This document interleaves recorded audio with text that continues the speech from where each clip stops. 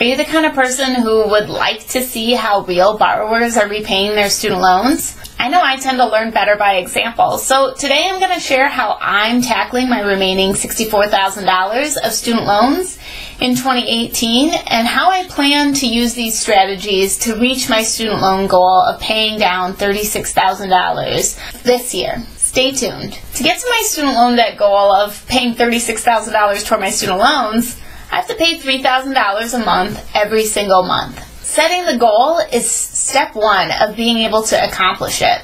Before I go farther into this video, I want to talk to you about my $3,000 a month goal. This is the right goal for me based on my income and my financial situation. You might have a totally different monthly payment goal, and that's completely fine. I want to be clear that this $3,000 a month doesn't involve any BS about making money appear from nowhere. I get paid well. I went to school for 6 years to be a pharmacist, and I did a year of residency. My job as a clinical pharmacist pays me well, so I can pay $3,000 a month without sacrificing any needs. That doesn't mean that it's the right goal for you or the wrong goal for you. I'm not saying my goal is better than yours. This is just what's right for me, and I hope you guys can take away the strategies from my example and apply some of them to your own situation. The first thing I've done to meet my goal is to start spending my money more intentionally. That doesn't mean I never spend.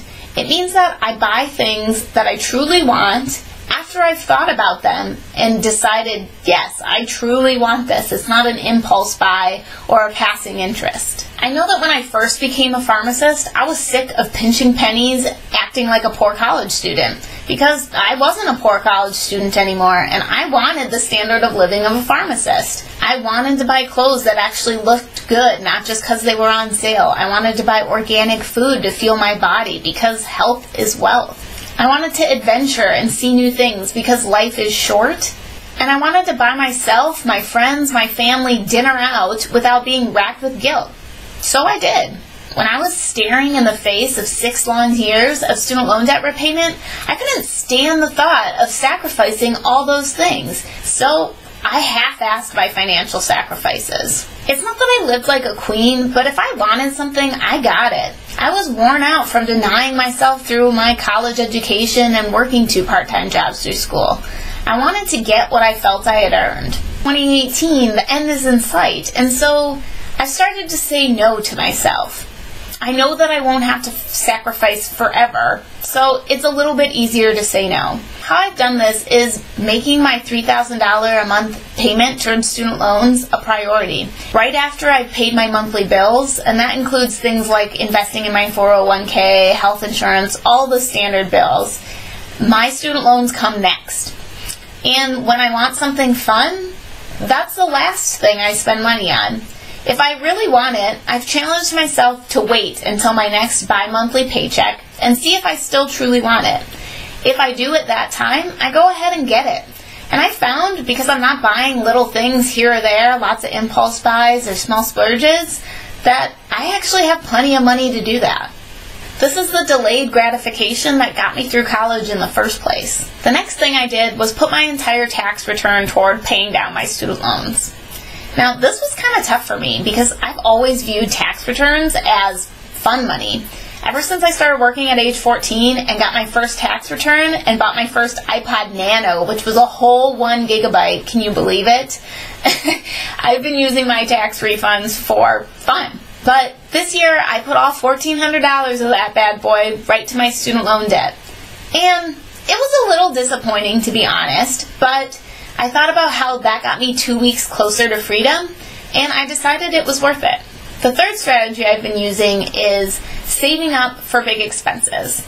I had gotten used to my cash flow as a pharmacist and the fact that I spent $1,500 a month extra on student loans. So if I wanted to travel or revamp my wardrobe, I essentially had access to $1,500 a month just by not making an extra payment on my loans.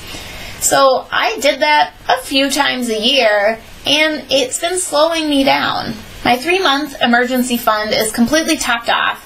This year I've decided anything over that 3-month emergency fund savings amount is mine to spend on vacation, new wardrobe, whatever it is that I want. This way I'm not using money that should be going to my student loans as a way to fund my interests.